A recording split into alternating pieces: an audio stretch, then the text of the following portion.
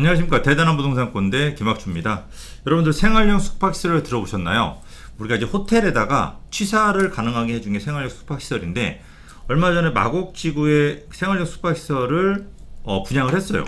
그런데 이 경쟁률이 6,049대 1이 나왔습니다. 6,049대 1. 이게 아파트도 아니고 오피스텔도 아닌데, 아파트도 아닌데 6,049대 1이 나왔다. 야, 이게 진짜 과연 이게 이렇게 큰 경쟁률이 나와서 앞으로 생활용 숙박시설 투자 가치가 있느냐라고 하는 고민인 거예요. 일단은 제가 그 분양 그림을 한번 보여드릴게요.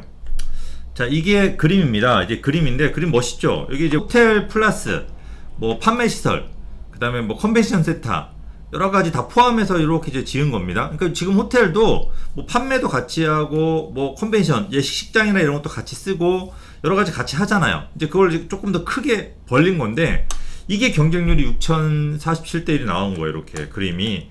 물론 겉으로 보기엔 너무 멋있죠. 근데 이게 과연 그만한 투자 가치가 있냐예요. 마곡지구가 아무리 좋아진다고 하지만.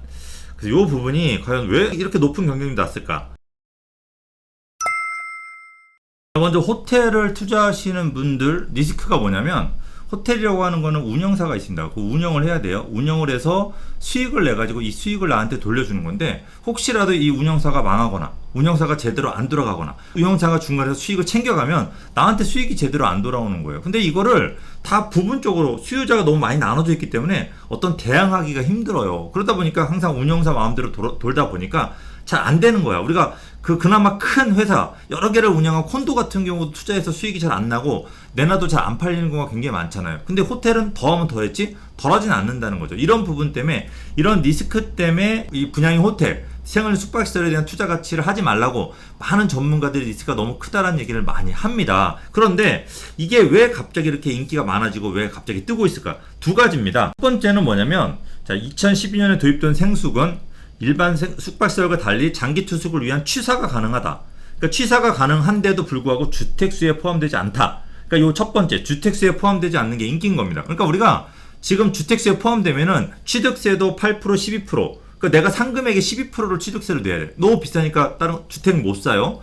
그러니까 이제 또 양도세가 뭐 웬만하면 뭐 70%, 80%대잖아요. 그러니까 양도세가 너무 비싸니까 그래서 사람들이 주택수에만 포함되지 않으면 무조건 사는 거야. 그래서 이 주택수에 포함되지 않다 보니까 인기가 가는 거고, 두 번째로는 이 숙박용으로만 쓰던, 그러니까 생활용 숙박시설은 호텔인데 취사가 가능해요. 그러다 보니까 내가 들어가서 살 수 있지 않을까? 아닙니다. 전입신고를 못 합니다. 그런데 이게 주거용으로 바꿀 수가 있는 길이 열렸어요. 그러니까 생활용 숙박시설을 오피스텔로 바꿔준다고 합니다. 법이 바뀐다고 합니다. 이런 부분 때문에, 이 두 가지 이유 때문에 인기가 있는 거예요. 자, 첫 번째로는, 자, 주거용 오피스텔로 전환되니까, 첫 번째, 주택수에 포함되지 않는다고 해서 무조건 사는 게 정답일까요? 아니죠. 그럼 콘도 사야지. 왜? 콘도도 인기가 많아야 되잖아요. 근데 운영사가, 내가 내 마음대로 할 수 없는 상품이다. 운영사가 어떻게 하는지에 따라서 희비가 엇갈리다. 이거는 내 운명을 다른 사람한테 맡기는 거예요. 이거는 사람들이 절대 선호하지 않아요. 그러다 보니까 살 때는 마음대로 사도 팔 때는 마음대로 못 팝니다. 그래서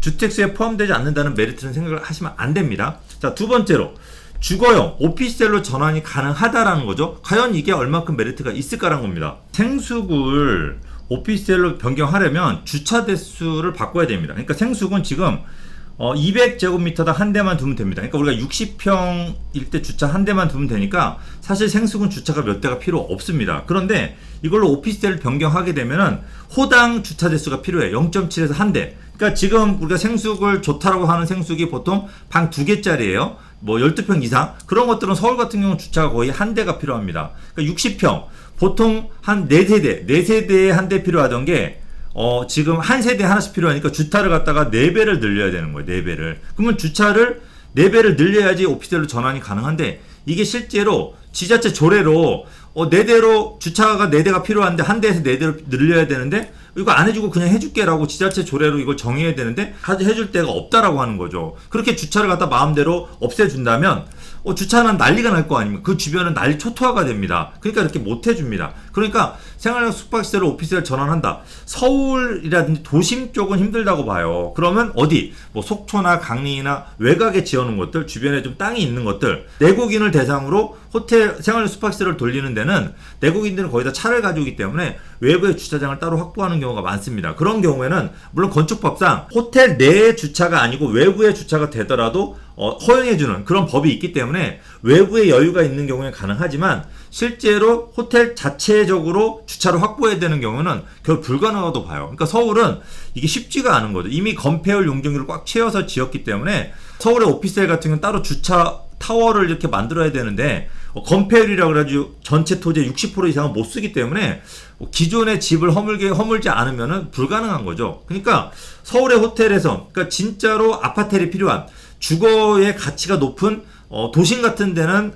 오피스텔을 전환이 힘들고 외곽에 얼마든지 집을 늘릴 수 있는 허벌판 쪽 외곽 쪽에는 이게 가능하다고 한다면 실제로 실효성은 그렇게 높지가 않은 거죠. 그리고 이게 여러 가지 문제가 좀 있는 게 지금 이렇게 생활형 숙박시설을 주거용으로 바꿀 수 있게 해주는 게 도심의 주택이 부족하기 때문에 이렇게 해준다고 하는 건데 이게 우리 지금 도심에 부족한 게 우리가 좀 넓은 아파트가 부족한 거지 오피스텔이 부족한 거 아니잖아요. 근데 이런 생활형 숙박시설을 오피스텔을 전환하는 거는 무슨 큰 의미가 없기 때문에 실제 무리해서 지자체 조례가 해줄 가능성은 좀 낮아요. 이제 두 번째로는 이제 이렇게 실수요자 이거를 갖다 생활형 숙박시설을 받으신 분들 같은 경우는 제 방송을 보고 막 뒤집어지실 거예요.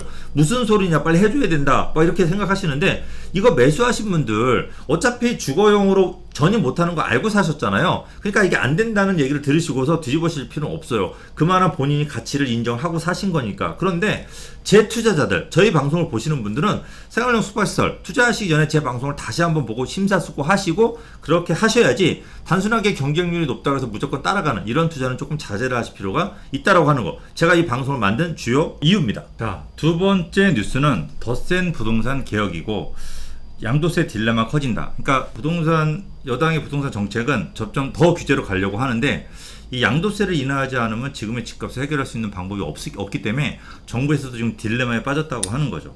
자, 부동산 불로소득 환수라고 하는 대명제로만 가다 보니까 정부의 부동산 정책이 굉장히 유연성이 부족하다. 그러니까 무조건 부동산으로 벌어들일 수 있는 환수해야 된다라고 하는 전제로만 가니까 모든 부동산 정책, 이 경제 상황 시장에 맞춰서 부동산 정책을 만들 수가 없다라고 하는 거죠. 자, 그래서 전문가들 다독제세 양도세 중과 부분이 지금 집값 상승의 가장 큰 요인이다라고 전문가들은 얘기하고 있고, 자, 우리 정부 경제부총리는 양도세를 낮춰도 매물이 늘어난다는 것은 아니라는 입장을 고수하고 있죠. 그러니까 전문가하고 경제부총리, 국토부 장관하고 의견이 팽팽하게 대립을 하고 있는 거죠. 이거 예전에 본 것 같지 않아요?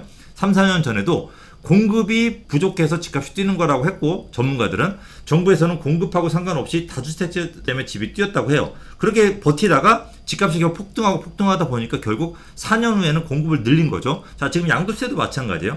양도세하고 상관없이 집값이 양도세하고는 상관없다라고 하는 게 정부의 얘기인 거고 전문가들은 양도세 때문에 매물이 없어서 집값이 뛴다라고 하는 거죠. 이 부분이 왜 이런 일이 생기냐면 자, 얼마 전에 반포의 한강변 아파트가 45억을 찍은 거 알죠? 그게 어떻게 가능하냐? 30평대 아파트가 45억을 찍었어요. 그러면 이게 일반인들은 야, 더 이상 미쳤다. 그리고 물건이 이게 어쩌다 하나가 거래된 거니까 곧 금액이 떨어질까라고 얘기하고 전문가들은 45억이 50억, 55억까지 뛸 수 있다라고 해요. 근데 전문가들은 왜 이런 얘기를 하냐면 시장 구조를 알고 있기 때문에 그래요. 이게 지금 실수요자 5명이 기다리고 있어요. 이거는 실수요자예요. 강남에 이제 곧 학군 이사철이잖아요. 그러니까 실수요자들은 기다리고 있는 거고 물건은 한 개밖에 없어요. 이 한 개밖에 없는 게 5명 중에 한 명이 얼마 전에 42억이었는데 45억을 불러서 계약을 해버린 거예요. 그러니까 즉 4명이 남았죠. 그리고 물건은 뭐예요? 제로예요. 그러면 4명이 남았고 조금 지나면 가을 이사철이다 보니까 실수요자가 점점 늘어나요. 그러면 10명으로 실수요자가 이제 늘어난단 말이에요. 그런데 물건은 어떻게 해요? 제로예요. 그럼 이럴 경우에는 어떻게 공인중개사 분들이 어떻게 매물을 만들어내냐면 자, 최저가는 45억입니다. 자, 46억 주실 분 있습니까? 47억 주실 분, 50억 주실 분 해서 이거를 50억 부른 사람이 안 팔려고 하는 사람들을 불러놔서 50억에 계약이 가능한 거예요. 이게 왜 이런 일이 벌어지냐면 이분들 강남에 있는 집들은요. 비과세도 세금이 많이 나와서 양도세 때문에 못 팔아요. 워낙 세금이 높다 보니까. 그러니까 계속 이런 일이 벌어지는 거죠. 그러면 이렇게 얘기하시는 분들도 계세요. 그러면 보유세를 엄청나게 올리면 양도세를 잡을 수 있지 않겠냐라고 할 수 있는데 자, 보유세가 2%예요. 자, 보유세. 그리고 양도소득세는요. 자, 최고 세율을 81.5%, 3주택자, 2주택자는 뭐 71% 정도 됩니다. 그러면 81.5%는 이거는 시세, 실거래고 22%는 보유세 2%는 공시 가격이에요. 그러면 70%, 80%가 실가 반영이라고 한다면 81.5%의 양도세는 50년 동안 보유세를 낼 수 있는 돈인 거예요. 그럼 여러분들 입장 바꿔놓고 생각해 보세요. 그냥 50년 동안 보유세 내고 버틸래요? 아니면 81.5%를 당장 여러분들 내실래요? 이 71%도 2주택자 71%도 마찬가지예요. 이게 40년 동안 낼 수 있는 돈인 거예요. 그러면 40년 동안 버틸래요? 아니면 2% 보유세 내고 그냥 내일 당장 팔아버릴래요? 이게 너무나 당연한 건데 정부는 자, 보유세를 올리고 자, 다주택자를 압박하기 위해서 보유주택수를 줄이는 방안으로 세금을 강화했어요.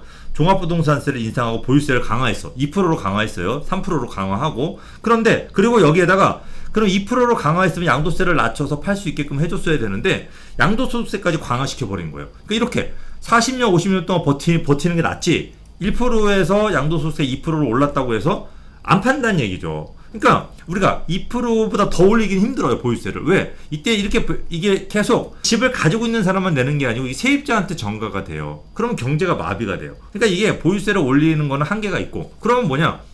2%의 양도소득세를 내가 내느니 팔게끔 하는 적정 양도세는 몇 프로냐 이거예요. 이거에 대한 국민적 합의를 가지고 움직여야 되는 거예요. 이게 20%가 될 수도 있고 30%가 될 수도 있고 40%가 될 수도 있어요. 근데 보유세를 올려야 된다고 하시는 분들도 자기네 일이 되면은 또 달라져. 양도세를 올리라고 하시는 분들도 20% 이상의 양도소득세 내고 80%는 생각보다 많지 않아요. 근데 강남은 그래도 고가다 보니까 30%에서 40% 사이가 이 사람들이 마지막 팔 수 있는 선인 거예요. 그러니까 이거를 시장 상황을 좀 알아서 움직여서 이게 어느 정도 매물을 나오게끔 유도를 해줘야지. 지금 10명이 실수요자한테 10개의 매물이 나오게끔 해주지, 계속 지금같이 만약에 간다고 한다면 이 강남의 집값은 결국 또다시 폭등할 수밖에 없는 구조로 갈 수밖에 없는데, 자, 정부는 계속 그래요. 양도세를 낮춰도 매물이 나온다는 보장이 없다, 이런 얘기를 계속 하고 계시는 거예요. 이제 다음 내용도 보게 되면, 그래서 강남 분들은 뭐 매매 대신 증여를 선택하는 거고, 자, 증벌적 과세가 부동산 시장에 매물 잠김 현상으로 이어지고 있다라고 하는 겁니다. 또 더군다나 뭐 이 경제부 장관도 매물이 양도세 인하한다고 해서 매물이 나올지 연관성이 아직 확인되지 않았다고 언급을 하는데, 여기서 중요한 내용은 뭐냐면 이겁니다. 제가 여기 내용이 하나 있는데 제일 중요하게 생각하는 게, 자, 양도소득세. 이 현 시점에서 양도소득세 완화 외에는 시장에 매물을 나오게 할 수 있는 방법이 없다라는 거예요. 그러니까 재개발을 통해서 재건축이 돼도 공급하더라도 앞으로 5년, 7년 걸려요. 그러면 기존에 실수요자들은 거기 들어가야 되는데 팔려고 하는 사람은 없어. 그러면 결국 경매처럼 호가를 부르는 사람, 10명이 줄 서서 한 명한테 호가를 불러야 살 수 있는 거예요. 그러면 계속 신고가를 갱신하는, 이거 말도 안 되는 일만 벌어지는 거죠. 그래서 양도세를 풀어서 나올 수 있는 물량은, 물론 이거에 반대되는 의견입니다. 제한적이라서 당장 가격 안정까지는 무리다라고 하시는 분도 계세요. 양도세만 완화해서는 안 돼요. 몇 가지를 같이 움직여야지. 그래서 예전에 금리 인상할 때 양도세 완화해줬거나, 이사 대책으로 물량 공급할 때 양도세 완화해줬다고 한다면 좀 약간 풀릴 수가 있습니다. 그러니까 양도소득세 완화 한 가지만 아니고 한두 가지를 겹쳐서 하셔야 된다라는 사실 좀 기억하시면 될 것 같고요. 이런 분도 계세요. 지금 양도세를 완화시켜주면은 결국은 이 양도세를 완화해서 물건을 판 매도자가 다시 주택을 재구입하지 않겠냐, 이 재구입에 대한 걱정을 많이 하세요. 근데 지금 재구입할 수 있는 분위기 아닙니다. 왜? 취득세가 너무 높아, 보유세가 너무 높아. 그러니까 집을 지금 많이 가지고 있는 사람도 질렸어요. 그러니까 재구입 잘 안 합니다. 저렴한 주택을 사는 사람만 좀 거래를 하지, 실수요자는 큰 물건들은 거래가 안 돼요. 지금 큰 물건들의 가격이 뛰면서 다른 것들을 끌어올린 거기 때문에 여기서 멈춰야 됩니다. 그러면 이렇게 양도세를 완화시켜준다고 해서 45억짜리 뛴 아파트가 40억으로 떨어지냐, 35억으로 떨어지냐? 안 떨어집니다. 근데 문제는 뭐냐면 45억 선에서 멈추게 해야 돼요. 이게 50억으로 뛰고 55억으로 뛰면 안 된다는 거예요. 이건 진짜 위험하다는 거죠. 그러니까 우리가 목표는 뭐냐? 지금 사람들이 45억을 40억, 35억을 떨어지는 걸 목표로 생각하는데 절대 안 되는 거예요. 45억을 유지를 한다는 생각만 해도 진짜 성공하는 거예요. 그래서 이렇게 하려고 그러면 결국 양도세 완화해서 한두 개가 그냥 그 금액에 계속 거래가 되게끔 만들어 줄 수밖에 없다라는 거죠. 우리가 손톱 밑에 가시가 박혔어요. 이 가시를 뽑으면 피가 많이 나. 그러니까 가시를 못 뽑고 계속 약만 바르고 붕대만 감아요. 막 혈관을 막고. 아무 소용없어. 언젠간 뽑아야 돼. 그러면 언젠간 뽑는 거는 누군가 해야 될 거 아니에요. 지금 안 하면 지금도 골마 있는데 나중에 어떻게 될까요? 정말 위험하다. 이런 부분들을 갖다가 우리 좀 약간 전체적으로 좀 다시 한번 생각해보는 시간을 가졌으면 하는 마음에 이 방송을 준비를 했습니다. 자, 여러분들 구독하고 알람 설정 같이 해주시면 제가 더욱더 힘이 나서 더 열심히 방송을 만들도록 하겠습니다. 자, 저는 여기서 물러가도록 하겠습니다.